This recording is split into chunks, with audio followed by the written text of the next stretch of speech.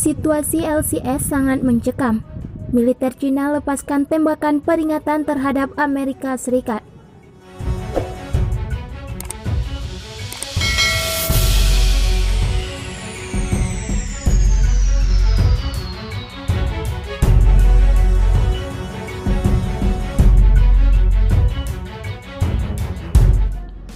Situasi Laut Cina Selatan kian memanas setelah sebuah kapal perang Angkatan Laut Tentara Pembebasan Rakyat Cina menembakkan sebuah torpedo dalam latihan perang di kawasan tersebut. Militer Cina merilis sebuah video yang disinyalir sebagai peringatan keras terhadap militer Amerika Serikat dan Republik Cina. Dalam laporan yang dikutip FIFA Militer dari South China Morning Post, militer Cina kembali menggelar latihan tempur dengan fokus penerapan instruksi tembak langsung, Minggu 16 Agustus 2020 waktu setempat. Selain itu, konsentrasi militer Cina dalam latihan ini adalah operasi anti pembajakan, anti terorisme, dan anti kapal selam.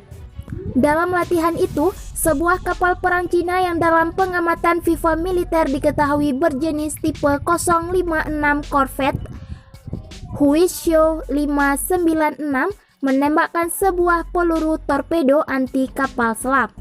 Kapal Huishou 596 diketahui adalah bagian dari armada Angkatan Laut Cina yang berbasis di Hong Kong.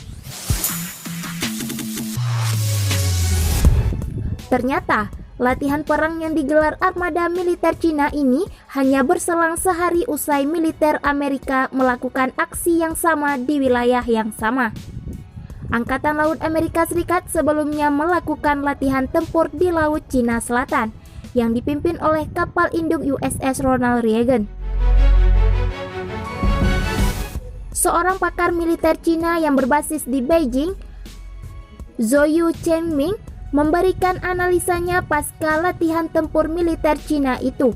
Dalam pandangan Zhou, tembakan peluru torpedo yang dilepaskan kapal perang militer Cina itu adalah peringatan kepada Taiwan yang dinilai semakin dekat dengan Amerika.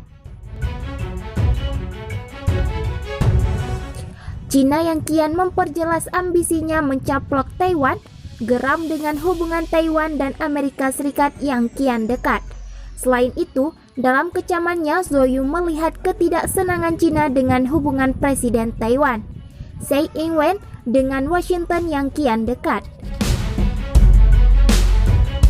Berdasarkan persenjataan konvensional yang terlibat dalam latihan ini, cukup jelas bahwa Cina telah berusaha keras untuk tidak memprovokasi Amerika Serikat.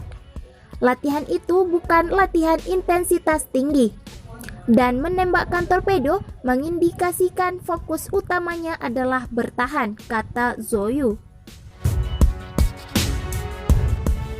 Aktivitas militer Cina kian meningkat di Laut Cina Selatan dan Laut Cina Timur. Peningkatan aksi militer Cina tak lepas dari misi mengembalikan kembali Taiwan ke dalam wilayah negeri tirai bambu dan menentang campur tangan Amerika dalam masalah ini. Militer Tiongkok dengan cepat memodernisasi dan berkembang, menghabiskan sejumlah anggaran untuk memperkuat kekuatan militernya. Tentara Cina diketahui memiliki tank yang hampir sama banyaknya dengan Amerika Serikat. Sementara Angkatan Lautnya memiliki kapal induk hovercraft besar dan kapal selam nuklir di pangkalan rahasia dengan akses jalur pelayaran penting. Di luar sana, Cina masih memiliki senjata yang bahkan tidak dimiliki Amerika Serikat. Salah satunya adalah rudal anti kapal yang menakutkan yang mungkin memiliki kemampuan untuk menenggelamkan kapal induk Amerika Serikat. Cina juga memiliki lebih dari 100.000 tentara perang dunia maya yang didedikasikan untuk segala hal mulai dari espionase, skala besar, peretasan, dan kampanye kotor.